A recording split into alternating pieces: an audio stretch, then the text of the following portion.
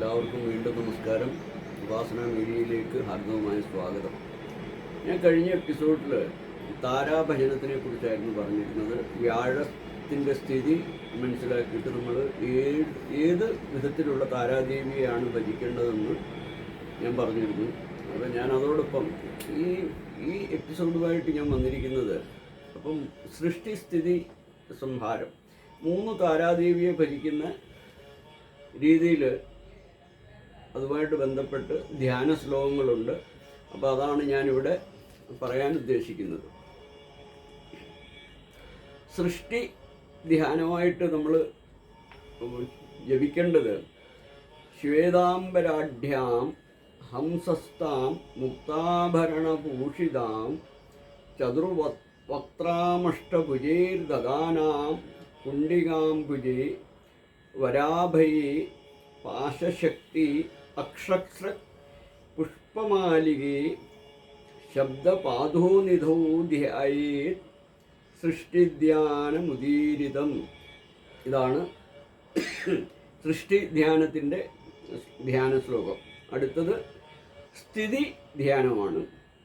രക്താംബരാം രക്തസിംഹാസനസ്ഥാം ഹേമഭൂഷിതാം ഏകവക്ത്രാം വേദസംഖ്യൈർഭുജൈ സംബിഭ്രതീം ക്രമാത് അക്ഷമാലാം പാനപാത്രമഭയം വരമുത്തമം ശ്വേതദീപസ്ഥിതാം ധ്യായേത് സ്ഥിതി ധ്യാനമിതം സ്മൃതം. ഇതാണ് സ്ഥിതിയുടെ ധ്യാന ശ്ലോകം. അടുത്തത് സംഹാര ധ്യാനമാണ്. കൃഷ്ണാംബരാഢ്യാം നൗ സംസ്ഥാമധ്യാഭരണഭൂഷിതാം നവവക്ത്രാം ഭുജൈരഷ്ടാദശഭിർദധതീം വരം അഭയം പരശും ദർവീം ഖഡ്ഗം പാശുപദം ഹലം ഭിണ്ഡീം ശൂലം ച മുസലം കർത്രീം ശക്തിം ത്രിശീർഷകം സംഹാരാസ്ത്രം വജ്രപാശൗ ഖഡ്വാംഗം ഗദയാ സഹ രക്താംബോധൗ സ്ഥിതാം ധ്യായേത് സംഹാര ധ്യാനമീദൃശം.